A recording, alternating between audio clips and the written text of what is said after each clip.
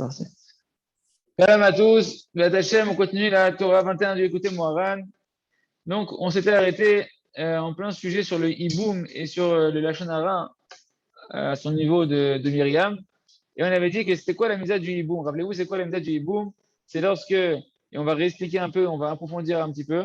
Quand on continue l'écouter Moharan, c'est encore plus éclairci. Donc, le hiboum, qu'est-ce que c'est? C'est maintenant, il y a un frère, il y a deux frères.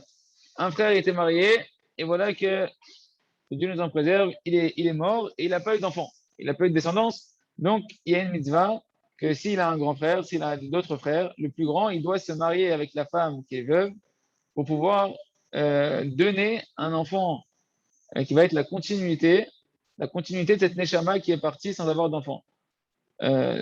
Premier éclaircissement déjà, de savoir que cet enfant qui va naître, en réalité, le Harizal il dit que ça va être en réalité le gilgoul de la neshama du mort qui est parti.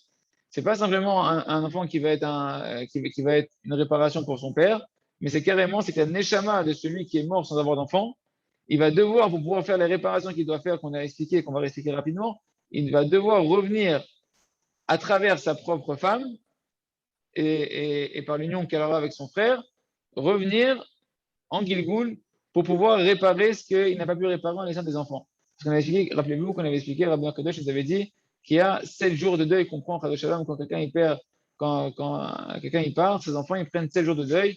On a dit pourquoi 7 jours? On avait dit 7 jours par rapport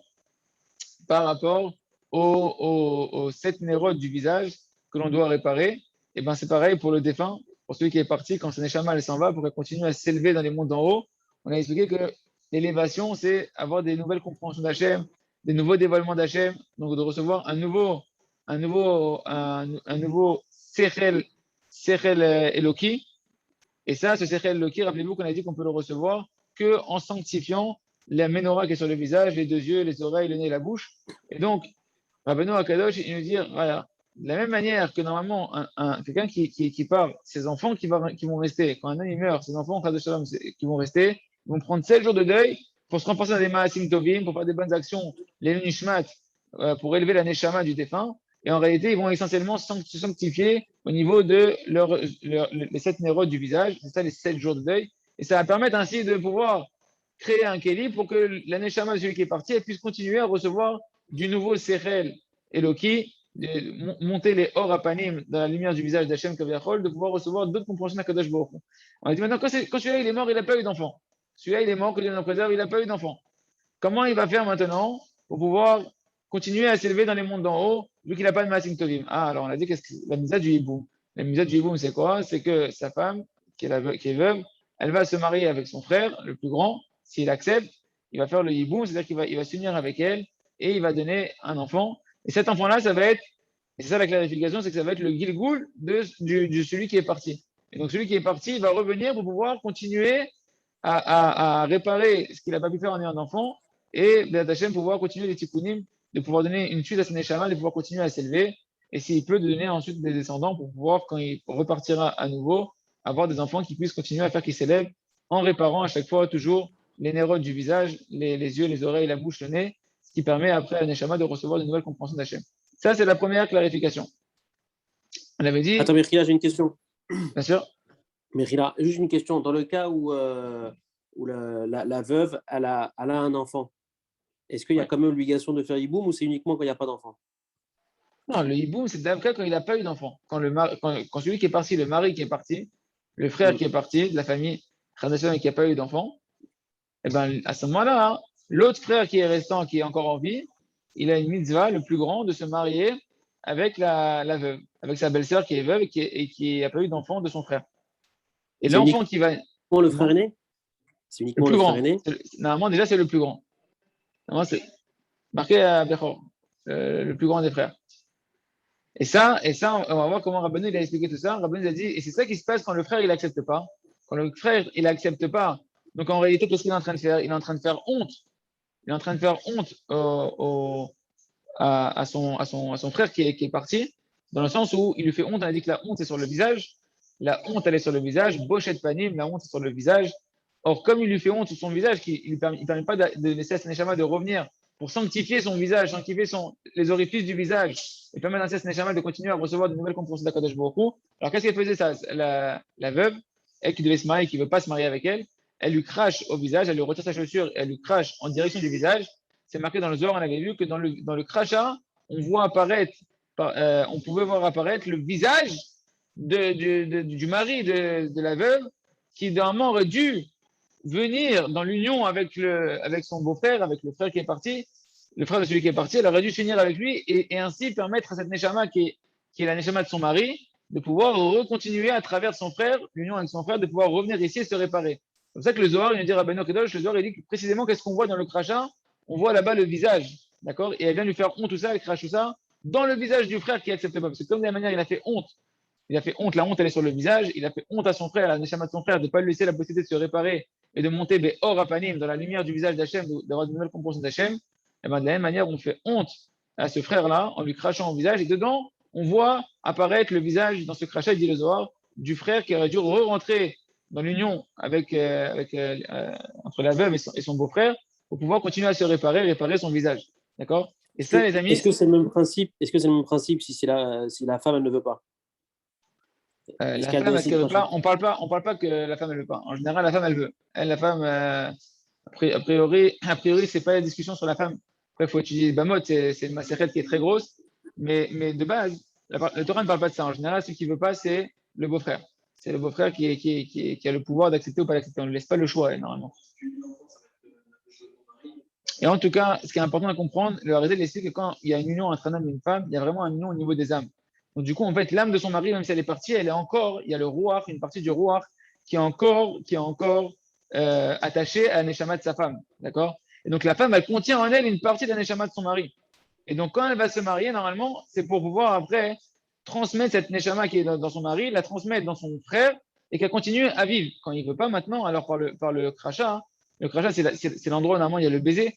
Le baiser, c'est là où il y a le mélange du rouach de l'union des neshamot, les souffles, ils s'échangent au niveau du baiser, au niveau aussi du roc, de la salive.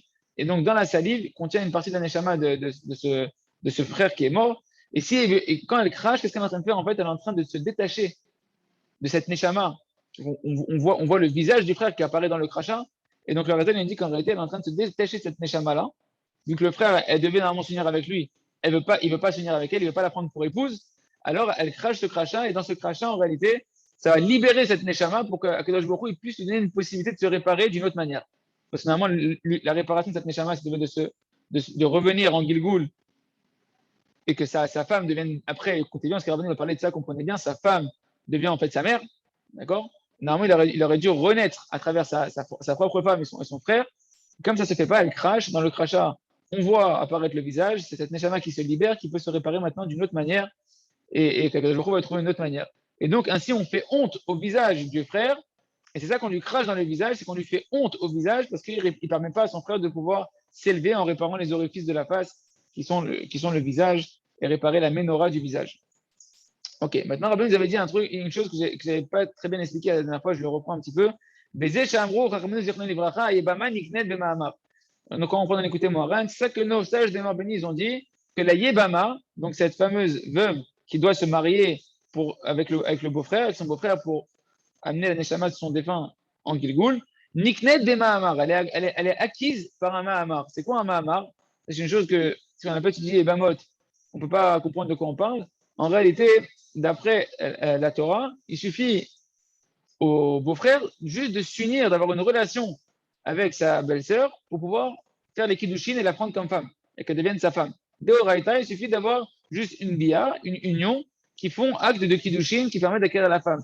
Or là-bas, dans les Bamot, c'est marqué que comme de manière générale, les kiddushin, ça se fait aussi par un shtar, ça se fait aussi avec de l'argent ou avec un contrat.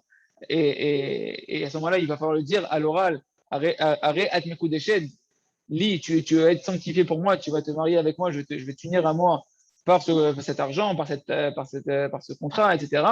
Et bien de la même manière, Chachamim, ils ont autorisé que des Rabbanan, d'après les sages, ça marche le hiboum. Le hiboum, il peut se faire, c'est-à-dire qu'il peut acquérir sa belle-sœur et faire la mida du hiboum rien qu'avec un mahamar. C'est quoi ce mahamar? C'est cette parole de Haré et Mekudeshetli par le shtar, par un contrat ou par de l'argent. Et donc, c'est marqué Et Rabbeinu il va utiliser cette halakha-là, ces mots-là de Chazal, pour expliquer la notion qui se cache dans le hiboum. Il dit Veze bechinat, Veze bechinat, Ze shamur Rabbeinu Zechron Livracha, Niknet, Aïbama Niknet Bema'amar. La Ibama, la veuve, elle va être acquise par un Ma'amar. Pourquoi il dit ça Rabbeinu? Zefer Aboshet. Parce qu'en réalité, il va dire Rabbeinu, le Ma'amar, la notion de Ma'amar, c'est le contraire de la honte. Pourquoi? Parce que Ma'amar, le mot Ma'amar qui est un chaîne de Amira, qui est un langage de parler, mais avec le mot Emor, d'accord? Eh ben, on le voit apparaître dans Tehilim, Bechinat Kulo Omer Kavod. Dans Tehilim 29, c'est marqué Kulo Omer Kavod. Tout le monde, ils disent le Kavod d'Akadosh Baruch Hu. Et donc, tu vois que le mot Omer, qui est le même racine que Ma'amar, il est lié ici à Kavod, pour te dire que c'est un langage d'honneur. Ah, là, quand le mari il accepte de réparer l'âme de son frère, quand le frère il accepte de réparer l'âme de son frère en faisant la mitzvah du hiboum avec sa belle-sœur, il est en train de donner du kavod à l'âme de son frère de pouvoir continuer à s'élever, puisqu'elle va revenir en Gilgoul, vu qu'il n'a pas eu d'enfant, il ne pouvait pas continuer à s'élever après son départ, elle revient en Gilgoul, à travers l'union qu'il aura avec sa belle-sœur, il permet à cette neshama de pouvoir continuer à avoir du kavod. C'est quoi du kavod? Des nouvelles compréhensions d'Hachem, des nouvelles connaissances d'Hachem, quand cette neshama va venir, elle continue à pouvoir s'élever. Et c'est pour ça qu'elle est niknet des Mahamar, elle est acquise par un Mahamar. Parce que la notion de Mahamar, c'est la notion de Kavod. Ça permet d'être Mechabed, encore plus à Kadosh Baruch Hu et la Neshama de ce défunt-là qui peut revenir de nouveau et pouvoir encore réparer les orifices de son visage, donner d'autres enfants qui lui permettront de continuer toujours à s'élever encore plus dans le Gan Eden. Et faire Shel Tikalem Shivat-Yamim, et c'est le contraire, il nous dit Rabbeinu, on lui fera honte pendant 7 jours. C'était qui qu'on lui fera honte pendant 7 jours? Rappelez-vous, c'était Myriam. Myriam, et ça, Rabbeinu, il est en train de réembrayer dessus. C'est marqué le verset dans Bamidbar. Je vais vous remontrer le verset pour que ça soit clair. On va le revoir de toutes les manières. C'est marqué dans Bamidbar quand Hachem il parle à Moshe Rabbeinu et que Aaron il vient, il dit à Moshe, ne laisse pas notre sœur comme une mort comme ça qui a la lèpre, etc. Moshe il prie à Kadosh Baruch Hu qui lui retire la maladie de la lèpre parce qu'elle a dit du Lashon Hara à son niveau à elle sur Moshe Rabbeinu. Elle a manqué au kavod de Moshe. Et c'est marqué que qu'est-ce qu'il lui a dit à Kadosh Baruch Hu? Ve'avia yarok yarak vefanea alot tikalem shivat yamin. Je remets le curseur ici. Et son père, il lui crachera au visage. Et n'est-ce pas qu'on lui fera honte 7 jours et elle sortira du camp. D'accord? Rachid dit là-bas, c'est quoi? On avait vu dans le cours précédent, c'est quoi qu'il va lui cracher au visage, son père? C'est pas son père, Myriam, il n'est pas venu lui cracher au visage. C'est entendu. Si déjà son père, il aurait dû lui faire honte en la grondant à Myriam par rapport à ce qu'elle s'est mal comporté, alors son père, Akadosh Baruch Hu, d'accord? Akadosh Baruch Hu, quand il lui montre un visage coléreux, combien elle doit avoir honte et sortir aussi normalement, elle aurait dû sortir même pas 7 jours. 7 jours pour son père, elle aurait dû sortir quand son père est en colère. La honte qu'elle aurait dû avoir, c'est qu'elle aurait dû s'écarter 7 jours. Et le Rachid, il dit, pour qu'un Kadosh Baruch Hu, il se met en colère Kaviachol, il montre un visage coléreux, c'est ça qu'elle lui a craché au visage. Son père, il aurait dû lui cracher au visage, c'est qu'il montre un visage coléreux qui fait honte. Eh bien, elle aurait dû avoir une honte normalement que 14 jours, elle aurait dû sortir du camp et se cacher pour faire teshuva. Et Kitsour, on voit que Hachem, il emploie un langage comme le hiboum. C'est extraordinaire, ça n'a rien à voir a priori. Et il dit sur Myriam que c'est son père, il aurait craché au visage. Pourquoi? Pour dire qu'en réalité, quand tu endommages le kavod, quand tu es venu endommager le kavod de Moshe, et c'est ça que Rabbeinu va commencer ici, quand tu es venu endommager le kavod de Moshe, eh bien, Kadiachol, c'est comme la Yébama, quand la misère du hiboum ne se fait pas, et que, entre guillemets, tu as endommagé les sept lumières de la menorah du défunt, et bien c'est pareil. Ici, la menorah de Moshe Rabbeinu, le visage de Moshe Rabbeinu, la kedusha de Moshe Rabbeinu, tu es venu l'endommager. Tu as endommagé, tu as porté atteinte à la menorah de Moshe Rabbeinu, parce que Moshe Rabbeinu était kadosh. Moshe Rabbeinu, comment voir, il était la mâche, il arrivé à un niveau de kedusha, de séparation des plaisirs de ce monde-là, extrême, le plus élevé possible. Et eux, ils ont remis en question ça. Elle a remis en question ça. Donc, elle a endommagé le kavod de Moshe. Donc, sa punition, c'est qu'elle soit, elle aussi, qu'on lui fasse honte au visage, comme si on allait lui cracher dessus. Shivat Yamim, 7 jours. Pourquoi 7 jours? Justement, pour qu'elle ait le temps de réparer ce qu'elle a endommagé à son propre niveau, vu qu'elle a mal parlé sur Moshe Rabbeinu, elle a mal vu Moshe Rabbeinu, elle a entendu du Lashon Hara, dit du Lashon Hara sur son père. Alors, comme elle a endommagé son propre visage, ses propres nérodes de son visage et la menorah de Moshe Rabbeinu, alors on lui fera honte. Et c'est comme si on lui avait craché au visage, comme à la Ibama, et on va comprendre un peu plus encore. Concentrez-vous bien, parce que ça va être va falloir bien s'accrocher. On va comprendre un peu plus pourquoi, comme la Ibama, et elle va devoir sortir 7 jours, elle va avoir la lèpre, sortir 7 jours pour réparer ce qu'elle a endommagé.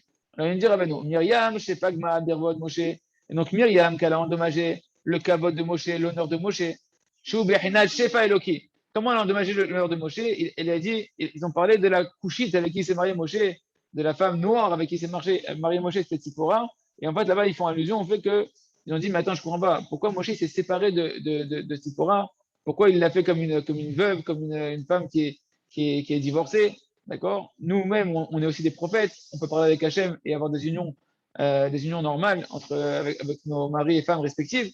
Moshe, pour qui il se prend comme il a le rôle de se séparer de sa femme?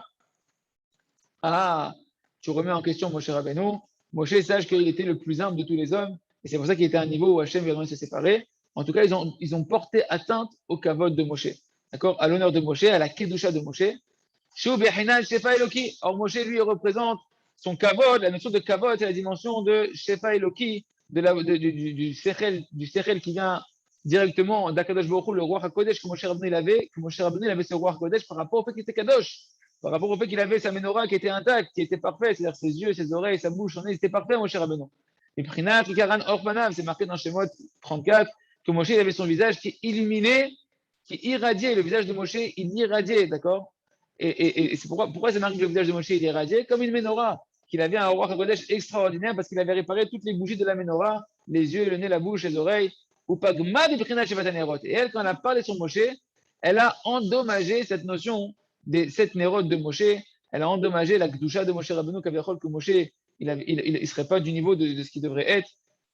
Et donc, en disant, Rabbeinu, il va montrer que, Mamash, on voit dans les versets que Moshe, Béhémet, il avait sa menorah qui était intacte, que toutes les nérotes de sa menorah, elles étaient intactes, et qu'elle a fait un défaut à la menorah de Moshe Kavachol par sa parole, Myriam, et c'est pour ça qu'elle a été punie d'Atzarat. Qui Moshe Waya Anav, parce que Moshe, il était humble, le plus humble de tous les hommes de la terre. Shafal, Vesavlan, Rachid dit c'est quoi qu'il était Anav, Moshe? Parce que juste après, c'est marqué où Moshe Aya Anav, Mikol Adam, et Moshe était le plus humble de tous les hommes de la terre. Parce qu'on voit que justement, Rabbi nous explique dans une Torah que l'humilité, elle entraîne la Kedushat Abrit. Quelqu'un qui est humble, automatiquement, Hachem lui donne les forces de préserver son alliance. Moshe, qui était le plus humble de tous les hommes de la terre, il était arrivé à un niveau de préservation de son alliance qu'il avait même plus besoin de s'unir avec sa femme, tellement il avait annulé ce Yetzirara de l'union avec sa femme. En tout cas, Rabbi nous dit Kiouaya Anav, Moshe était Anav, et Rachid nous dit c'est quoi qui était Anav? Shafal Besavlan. Bello Chara Apo Albizonok. Il avait un esprit bas, il était patient, et il ne se mettait pas en colère quand on lui faisait honte. Hein? Ken, c'est celui qui est Anav, c'est celui qui a la patience et qui a la bassesse d'esprit, l'humilité de pouvoir qu'on l'humilie, qu'on lui fasse honte, et qui ne se met pas en colère, qui reste calme malgré qu'on lui fait honte. Et là, Rabbi dit, tu vois, ça reprend dans la Ménorah, le fait que Moshe a réparé le nez, la dimension du nez, parfaitement. D'accord? Et là, c'est une question, parce que je comprends pas. Quand on a parlé au début dans la Torah de réparer la dimension du nez de la Ménorah, les deux narines, on a dit c'était quoi? C'était la Yirat Shamayim. Pourquoi pour Moshe Rabbeinu, tu ne me parles pas de Yirat Shamayim? Pourquoi tu ne me parles pas de la qualité de Moshe Rabbeinu de Yirat Shamayim? En réalité, l'humilité, c'est un niveau qui s'acquiert quand quelqu'un il a de la crainte de la Yirat Shamayim, il atteint après de l'humilité. Comme c'est marqué dans le Tehillim, c'est marqué Aikev Anava Yirat Hashem. Le talon de l'humilité, c'est la Yirat Shamayim. C'est entendu ce que la Yirat Shamayim, quand tu arrives au plus haut niveau de la Yirat Shamayim, tu arrives au talon, en fait, quand tu arrives à la tête de la Yirat Shamayim, au sommet de la Yirat Shamayim, de la crainte du ciel, tu arrives au talon de l'humilité, tu commences à rentrer dans l'humilité. Donc, Moshe Rabbeinu, pour qu'il ait la crainte du ciel, quand c'est marqué dans la Gemara, c'était une petite chose. C'est marqué dans la Gemara que pour Moshe Rabbeinu, la Yirat Shamayim, quand il dit qu'est-ce que Hachem te demande à Israël si c'était de le craindre, on dit quoi, Moshe Rabbeinu, la crainte du ciel, c'est rien. On dit pour Moshe, c'était rien, c'était une petite chose, la crainte du ciel. Donc, comme le nez représente la crainte du ciel, et que Moshe Rabbeinu, sa crainte du ciel, elle était shlema, elle était parfaite, comment on va symboliser chez Moshe que la menorah, dans la menorah de son visage, il a réparé la dimension du nez et des narines, de la crainte du ciel, c'est que Moshe il était Anav, Nicolas, Adam. Il est arrivé au niveau de l'humilité, de la crainte, le plus haut niveau de la crainte qui t'a donné l'accès à l'humilité. Et Moshe avait la notion de l'humilité parfaite. Et cette dimension d'humilité se traduit par le fait que ta femme elle te fait honte, tes enfants ils te font honte, tes frères ils te font honte, tout le monde te fait honte. Et toi, tu sais rester besimcha, tu ne te mets pas en colère, tu me kabel ta bouchette be'ava. À ce moment-là, tu reçois le kavod de Elohim qu'on a vu dans la Torah 6 de l'écouter Moran. Ok? On continue. Urtiv B, donc ça c'est la dimension du nez qui était réparée chez Moshe. Donc déjà il avait cette dimension qui était parfaitement réparée. Urtiv B, et c'est marqué à propos de Moshe Rabbeinu. PLP Adaberbo, bouche à bouche, je parle avec lui, Hachem il a dit. Hachem il a dit, je parle avec Moshe Rabbeinu, comme je parle comme un ami peut parler avec son ami. de bouche à bouche, directement, il n'y a pas d'intermédiaire. Ça montre que Moshe Rabbeinu, sa bouche, elle a été réparée de manière parfaite. Et donc, la lumière de son visage, de la menorah de son visage, qui est représentée par la bouche, était parfaite, complètement parfaite. Et c'est marqué à propos de Moshe Rabbeinu également, dans les louanges de Moshe Rabbeinu, que Hachem, il voyait l'image d'Hachem. C'est de quoi qu'il voyait l'image d'Hachem. Ça montre que ses yeux étaient réparés complètement, Moshe Rabbeinu. Il avait un contrôle total sur les yeux, il voyait que des bonnes choses, il voyait le bien chez tout le monde, il interprétait tout positivement, il ne voyait rien qui était interdit de voir. C'est marqué à propos de Moshe Rabbeinu que dans toute ma maison, c'est lui l'homme qui est fidèle. Qu'est-ce que ça vient faire référence à la fidélité de Moshe Rabbeinu dans la maison d'Hachem? Ça fait référence au fait qu'il avait ses oreilles qui étaient réparées parfaitement. Comment? Quel rapport entre la fidélité ici, la Emouna, la fidélité dans le sens de, ici, Neeman, c'est le sens de fidèle. Quel est le rapport avec les oreilles? Il me dit Rabbeinu, c'est la dimension du verset Neeman Ruach Mechasedava. Un homme en qui on peut avoir confiance, eh ben, il va garder, cacher les choses, les secrets qu'on lui dévoile. Moshe Rabbeinu, bien qu'avec ses oreilles, il entendait les secrets d'Hachem, il entendait tous les secrets de la Torah, de Shah, tout était dévoilé à Moshe Rabbeinu. Moshe Rabbeinu, il était fidèle à Kadosh Baruch Hu, dans le sens où quoi? Où, avec ses oreilles, ce qu'il entendait, il ne le dévoilait pas à n'importe qui. Il savait garder secret ce qu'Akadosh Baruch Hu dévoilait que ce qu'Akadosh Baruch Hu voulait laisser dévoiler. Ça montre que ses oreilles, elles étaient parfaites. D'accord? Comment il explique le Rav ici? Nisa Shamila Neman Mufia Beikshir Echad Vaznaim. Ken, Akana Ishtemut Hashmiat Lev Vaznaim. Ken, Kemuva Bazohar, comme c'est marqué dans le Zohar. Et maintenant, Rabbeinu explique c'est quoi le Mida Kineged Mida. Alors là, accrochez-vous bien, les amis. Quel est le Mida Kineged Mida, le mesure pour mesure que Myriam, qui endommage maintenant le kavod de Moshe Rabbeinu, qui vient faire honte à Moshe Rabbeinu en disant Kaviachol du Lashon Hara sur Moshe Rabbeinu, qui va endommager le kavod Elohim, la gloire divine, qui émane du visage de Moshe Rabbeinu, parce que Moshe Rabbeinu, il a réparé tout son visage, il a réparé tous les orifices de son visage, ses yeux, ses oreilles, sa bouche, tous ses sens, ils sont sanctifiés. Il est kadosh, Moshe Rabbeinu, il est une menorah, un visage de menorah qui illumine, qui irradie, et qui reçoit du Kvod Elohim, il reçoit du roi Kodesh de la Kodesh Baruch Hu. Vu qu'elle a endommagé ça, comment elle va être punie, Myriam? Rabbeinu dit c'est Mida Keneged Mida. Mida Keneged Mida. Et bien, c'est marqué dans Chaim Moharan, que Rabbeinu ici, il a fait allusion à ce qui s'est passé avec sa propre fille qui s'appelle Myriam. Rabbeinu, il avait une fille qui s'appelait Myriam, et Rabbeinu, à son niveau à lui, il était là, il pâche tout à de Moshe Rabbeinu. C'est lui, le prolongement de Moshe Rabbeinu dans la génération. Et donc, c'est Mamash, il s'est passé avec sa fille Myriam, à Rabbeinu Akadosh, et comme Moshe Rabbeinu, une mini histoire de ce qui s'est passé entre Moshe et sa sœur Myriam. On va voir que Myriam, elle a endommagé le kavod de Moshe. Ken. Et bien, pareil, il y a eu une histoire qui s'est passée au moment du mariage de la fille de Rabbeinu Akadosh, de Rabbi Nachman de Breslev, qui est comme Moshe Rabbeinu. Sa propre fille, il y a eu une honte qui s'est passée à propos de Rabbi Nachman de Breslev. Qu'est-ce qui s'est passé? Son beau-père, j'ai oublié le nom du beau-père, je crois qu'il est ramené ici, je peux le retrouver, en tout cas, son beau-père, le beau-père de Myriam, la fille de Rabbi Nachman de Breslev, quand ils ont dû se marier, normalement, c'était l'habitude que le beau-père et que la belle famille se déplacent dans la ville de la mariée pour faire le mariage. Et lui, il a demandé à Rabbi Nachman, il a envoyé un shaliach, il a dit à Rabbeinu, dis-lui de venir, lui, dans ma ville, pour le mariage, on va les marier dans ma ville à moi, parce que moi, j'ai des problèmes dans mes yeux.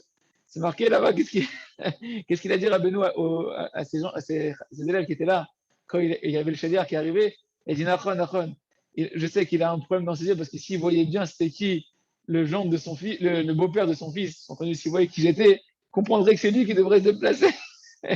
Et autre chose, il s'est passé un autre problème, c'est au mariage de sa fille, Rabbeinu, il a voulu danser avec sa fille et ils l'ont empêché de danser avec sa fille. Et donc, ils ont porté atteinte au kavod de Rabbeinu. Et donc, au final, sa propre fille, Rabbi Nachman, Myriam, elle a dû mourir, son mari, il a dû mourir sans avoir d'enfant. Son mari, c'est-à-dire que le gendre de Rabbi Nachman, il est mort sans avoir d'enfant. Et donc, elle a dû faire la misa du Yiboum. Elle a dû faire la misa du Yiboum. Elle a dû donc devoir se remarier avec quelqu'un pour amener un enfant. Et en tout cas, ce qui est pélé, c'est qu'elle s'appelle Myriam, et on va voir que c'est la même prina qu'elle a eu Myriam, la sœur de Moshe Rabbeinu. Elle n'a pas dû avoir le hiboum, mais Rabbeinu va nous expliquer que tout ce qu'elle a vécu Myriam comme tikkun, ça ressemble exactement à la notion du hiboum. Or, Rabbeinu, il a fait allusion dans cette Torah-là que c'était lié à ce qui s'était passé avec sa fille avec sa fille Myriam. Donc là, je vous ai ramené plusieurs qui devaient de Anshe Shomenu, de Breslev, dans Chaim Moharan, dans Siyasa Kodesh, dans d'autres endroits où là-bas, à chaque fois, ils ont expliqué un petit peu comment cette Torah-là, elle est imbriquée avec cet événement-là qui s'est passé dans la vie de Rabbi Nachman et de sa fille Myriam. Hein? C'était un Marocain, le beau-père, je sais pas. Alors, écoutez bien, le Mida Keneged Mida, quel rapport le Yiboum et ici le fait que Myriam a endommagé Moshe Rabbeinu, on va essayer d'expliquer Bet Hashem Seta Ishmaya de manière le plus claire possible. N'hésitez pas à poser des questions. Donc il nous dit Mida Keneged Mida, Bishvilze Nista Re'a. C'est pour ça qu'elle a été malade, elle a été punie par la lèpre. Pourquoi elle a eu de la lèpre? Ou Metzora Das Giro Dinora il a. Le Zohar HaKadosh dans Parashat Tazria, il dit que le Metzora, c'est quoi la lèpre que tu nous en préserves? C'est une conséquence en fait que c'est fermé à cette Neshama-là, la lumière céleste de la compréhension d'Hachem, du dévoilement de Kadosh Baruch Hu, elle se ferme à lui. C'est ça que dans le Targum Onkelos, quand tu prends dans la Torah de Shah la lèpre, comment c'est marqué là-bas? Nistaria, Zgiru. Ça s'est fermé. Pourquoi? Qu'est-ce qui s'est fermé en réalité? Une personne qui dit la Shonara, alors du fait qu'elle endommage elle-même la menorah de son visage, et en particulier ici, elle a endommagé la menorah du visage de Moshe Rabbeinu, elle a endommagé le kavod de Moshe Rabbeinu et la gdusha de Moshe Rabbeinu, qui est représentée par la menorah de son visage, alors, Kaviachol, tu as endommagé le Sechel Eloki, le Or Apani, la lumière du visage que Moshe Rabbeinu recevait de Ruach HaKodesh, et bien toi, on va te fermer la lumière que tu pouvais recevoir par ta menorah. Toi, Myriam, par la menorah de ton visage, par le fait que tu es une Nevia, toi aussi, que tu es Gdosha, que tu as préservé tes yeux jusqu'à présent, tes oreilles, ta bouche, etc.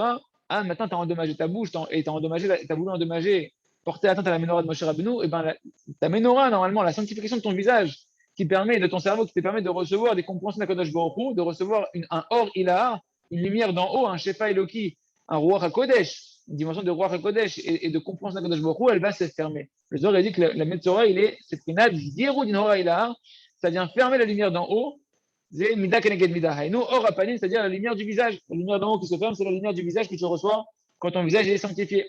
Ou Kshivba, et c'est marqué à son propos à elle, que ça va être quoi son tikkun à Myriam? Ah, comme tu as Kaviachol voulu fermer le tinor de Moshe Rabbeinu en disant qu'il n'était pas Kadosh comme il devait être Kadosh, Moshe Rabbeinu, par rapport à son niveau de prophétie et de Kedusha, toi, on te ferme les tinorotes, on te ferme les canaux de la compréhension d'Hachem qui viennent du Or Apanim, du visage d'Akadosh Baruch Hu, Kaviachol, et par le fait que tu sanctifies ton visage, et tu vas être enfermé toi aussi, c'est la même dimension.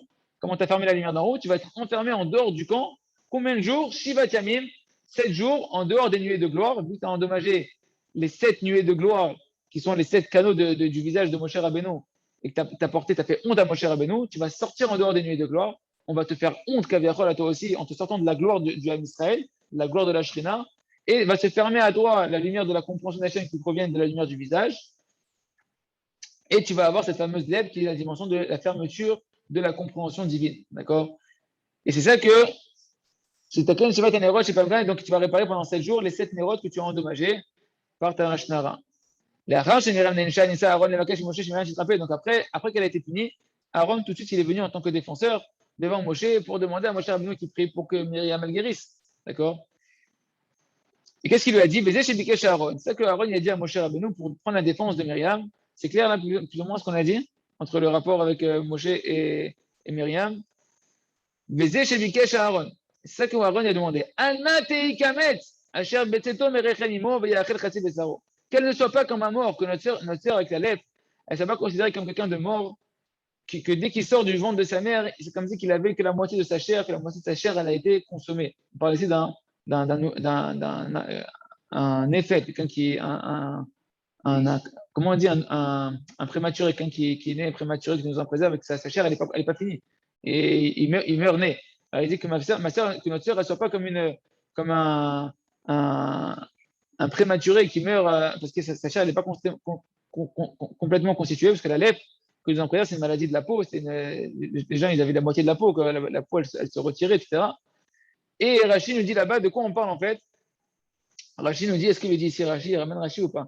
Il dit qu'elle ne soit pas comme une mort, qu'elle ne soit pas considérée comme un mort, c'est-à-dire quoi? La lèpre, c'est marqué on verra dans ma série de Nedarim, c'est ce qu'il dit ici Rabbeinu.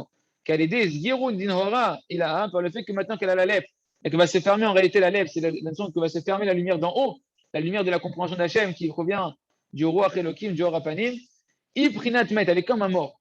Qui met Tzorah, Hashub Kemet. C'est marqué dans les Darim qu'un lépreux, il est comme un mort. Des Met, c'est marqué dans les écrits de Sarim Akdoshim, dans le Haridal, etc. C'est marqué que quand une personne, Khadasham, elle doit partir, c'est qu'en fait, cette lumière d'Hachem, de compréhension d'Hachem, les mochin, toutes les facultés que la Neshama elle reçoit de comprendre et de percevoir Hachem, elle se retire du corps. Et quand elle se retire, à ce moment-là, la Neshama, elle s'en va. Or, comme la lèpre, c'est la même dimension, qu'on lui ferme ces mochin-là, on lui ferme ces compréhensions d'Hachem, cette lumière d'Hachem, elle est comme quelqu'un Khadasham qui est mort. C'est ça qu'il lui a dit. Il lui a dit à Aaron qu'elle ne soit pas comme une morte, qu'elle ne reste pas comme un mort vivant, quelqu'un qui est vivant mais qui n'a pas de lumière d'Hachem, il comprend rien d'Hachem. C'est un mort vivant, comme notre sœur, elle ne soit pas comme un mort vivant. Et il dit Rachid là-bas, c'est quoi? Asher betseto merechen imo, et que quand elle va sortir du ventre de sa mère, elle va être une demi-chair. Parce qu'en réalité, il lui dit à Aaron, regarde, on est tous sortis de la même matrice, toi, moi et Myriam, on est des frères, on est sortis tous de la même matrice de notre mère, Asher betseto merechen imo, qui est sorti de la matrice de sa mère, qui est la moitié de sa chair qui va être morte, qui va être consumée. Entendu, on est la moitié de nous-mêmes, c'est notre sœur, elle va disparaître. Ça, c'est le pshat. Le pshat, c'est voilà, qu'elle ne soit pas comme une morte et que nous, on aura perdu la moitié de notre chair. On s'agit tous de la même mère, on est une famille, on est 3 enfants. S'il y en a une qui s'en va, Chad Shalom, elle est considérée comme une morte parce qu'elle a lèvre, alors on est la moitié d'une chair. Ça, c'est le pshat, le sens simple d'après Rachid de ce verset-là. Rabbeinu va nous dévoiler ce verset-là d'une manière complètement différente. Il nous dit, c'est quoi qu'elle ne soit pas comme une morte? On a dit, c'est la notion cachée de la lèvre, le secret de la lèvre qui est à l'idée, quand elle se ferme la lumière d'en haut, c'est ce qui se passe quand il y a la lèvre, qu'on lui coupe, entre guillemets, les perceptions de comprendre Akadosh Baruch Hu à Myriam, elle est considérée comme une morte. Comme c'est marqué dans les Darim, qui met Torah, Chashub Kamet, un lépreux, il est comme un mort. D'accord? Un homme qui a plus le Sechel Kedem, qui reçoit plus cette compréhension d'Akadosh Baruch Hu de pouvoir évoluer, un être vivant, c'est celui qui peut évoluer, celui qui peut avancer, de comprendre de plus en plus, connaître de plus en plus Akadosh Baruch Hu. Maintenant, une personne qui n'a plus cette possibilité-là, elle ne peut plus avancer, elle est comme un mort. D'accord?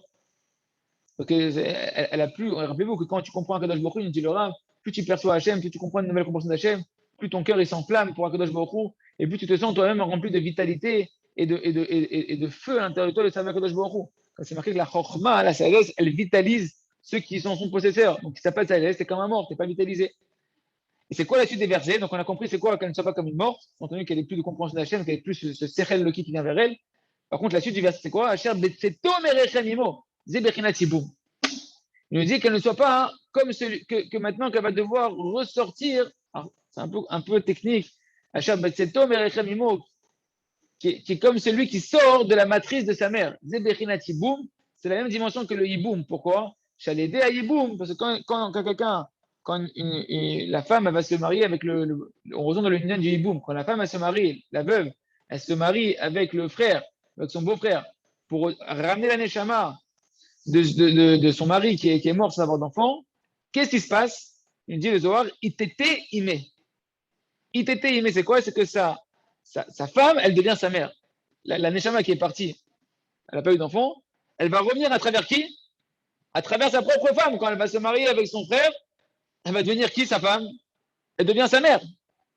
D'accord? La femme du mari qui est mort, comme quand elle se marie avec son frère et retire sa neshama en Gilgoul, eh ben, il va revenir par où? Il va sortir par la matrice de sa femme et ça va devenir Kaverchol, sa mère. Ça va devenir Kifuto, sa mère. D'accord? Chez Ishto Naaset Lohem, que sa femme, à celui qui revient en Hiboum, elle devient sa mère. D'accord? Et donc, c'est ça qu'il lui dit. Qu'est-ce qu'il a dit à Aaron, à Moshe Rabbeinu? Il a dit dans le verset Asher betseto merechen imo, qu'elle va devenir maintenant Myriam, comme si qu'elle va sortir de la matrice de sa mère. C'est entendu qu'elle n'a pas passé par le processus, elle aussi, le processus du hiboum pour réparer ce qu'elle a endommagé, le kavod de Moshe, les 7 neurones de Moshe, qu'elle-même, elle ne soit pas dans cette dimension du hiboum, pour Chazé Shalom, qu'elle va devoir revenir en Gilgoul et devoir réparer cette notion-là de l'endommagement des neurones de Moshe Rabbeinu qu'elle a endommagé. Et c'est quoi qu'elle va être mangée? La moitié de son corps, que la moitié de sa chair, elle est consumée. Il nous dit le Zohar qu'en réalité, quand quelqu'un il revient en Yiboum, vu que maintenant sa femme, ça devient sa mère. Donc quand il revient maintenant sur Terre, il a plus de femme. Sa femme, c'est sa mère maintenant. Donc cette Neshama, elle a plus Elle n'a plus d'âme sœur avec qui s'unir. Comment il va faire? Il n'a plus de zivou. Donc c'est ça que il y a Chel Khatib Bessaro qui va être mangé la moitié de sa chair. Aïnou Shen Lo Batzouk, c'est qu'il n'a plus de conjoint qui a Bal Veishton très palga de goufa. Parce qu'un homme et sa femme, ils sont été la moitié d'un corps. Chacun est la moitié d'un corps. Donc c'est ça qu'il va être mangé la moitié de sa chair. Il revient en Gilgoul dans sa femme. Ben, du coup, il n'a plus de femme avec qui se marier, c'est sa mère. Et elle est déjà mariée, en plus, sa femme avec son frère maintenant. Donc il y a la moitié de son corps qui a disparu pour lui. Il ne peut plus se marier. Maintenant que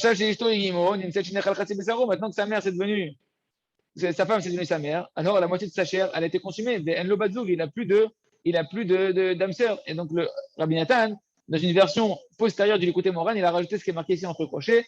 On va expliquer les explications de Rabbi Nathan. Pérouche, qui mi-shemet de l'obanim, celui qui meurt sans enfant, Azaï ishto tzricha litabem. Sa femme, elle doit faire le yiboum avec son frère. Baleda yiboum, nidgal galem, edbe, ben mishto. Et par le yiboum, la neshama de cette personne-là qui est morte, elle va venir en Gilgoul, en enfant, à travers sa propre femme. Chez Nitiabem, elle arrive, qu'elle est partie se marier maintenant avec son frère. Comme voir Bessava, quand c'est marqué dans le Zohar, il était aimé que sa femme devient sa mère. Et ça, c'est une grande souffrance et une grande punition pour le mort. Que sa propre femme devient sa mère. Parce que maintenant, il doit renaître à travers sa femme. Sa femme devient sa mère.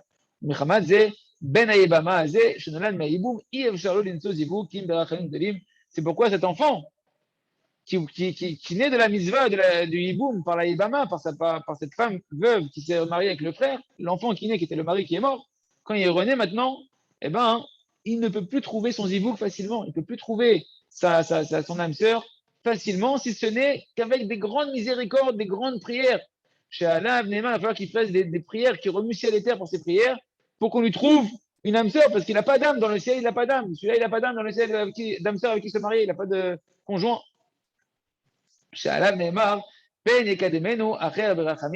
Comme c'est marqué dans Masechet, je crois que c'est dans Moed Katan, où c'est marqué là-bas que qu'on a le droit de faire des fiançailles. Si je ne me trompe pas, dans la Gemara là-bas, c'est marqué qu'on a le droit de faire des fiançailles, même pendant Chol HaMoed, de peur qu'il y en a un autre qui vient et qui le devance et qui lui prenne sa femme.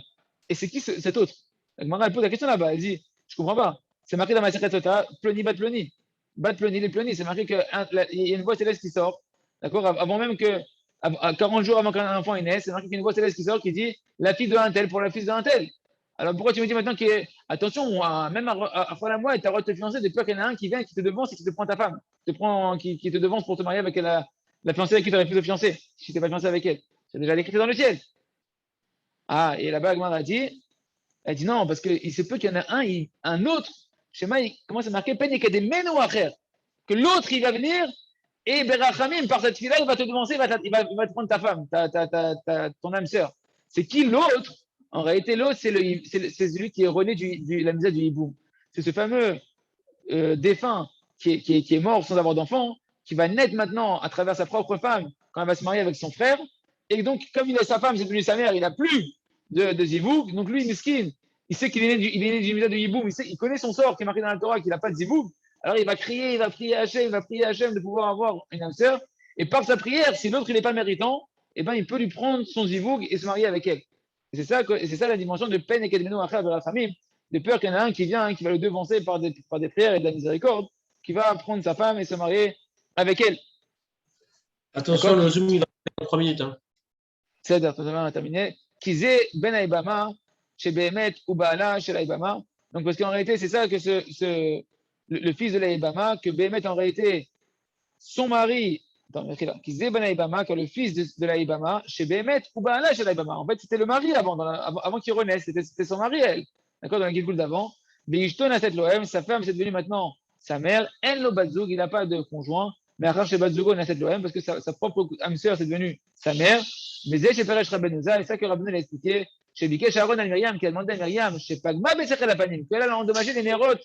Le roi Hakodesh de Moshe Rabbeinu, les néroles du visage de Moshe Rabbeinu, chez Zéoubgam, chez la mèche du Lobanim, c'est le même endommagement qu'un homme qui meurt sans avoir d'enfant, qui ne peut plus réparer son visage, il ne peut plus s'élever dans le ciel, il ne peut plus avoir du Sechel Apanim. Chez l'Otet qu'elle ne soit pas punie, Myriam, par la punition du Yiboum. Et c'est ce qu'elle a été punie, la fille de Rabbi Nachman qui s'appelait Myriam. Des Zéo, Alnat et Ikamet, c'est ça qui lui a dit qu'elle ne soit pas comme une mort, qui revient. C'est qui le mort ici? Qu'elle ne soit pas comme le frère qui meurt sans enfant et qu'elle doit revenir maintenant ressortir par le ventre de la matrice, que le défunt il revient dans le ventre de sa femme, qu'elle ne soit pas pareille, Myriam, qu'elle ne revienne pas en hiboum, qu'elle ne doit pas faire le mitzvah de hiboum. Chez l'autre, Kemet Belobanim, qu'elle ne soit pas comme un mort, la tsarat c'est comme un mort, qu'elle ne soit pas comme un mort qui n'a pas d'enfant. Qui doit revenir en Gilgoul de nouveau par le matrice de sa mère. C'est-à-dire que sa mère, elle devient, sa femme devient sa mère. À cause de ça, la moitié de sa chair, elle va être consumée. Elle n'aura plus de zivou. Avec la moitié de son corps, elle va être consumée. Chez elle n'aura pas de conjoint. Chez Khatsi Bessaro, qui est la moitié de sa chair. Plaque Goufo, qui est la moitié de son corps, canal. Yeraton, Shinsuke, de pouvoir continuer. On continuera demain, Beat Hashem. C'est assez technique. Demain, préparez-moi les questions et Beat Hashem, on répondra pour bien éclaircir ce sujet-là. Chazak, Ben Itrazek.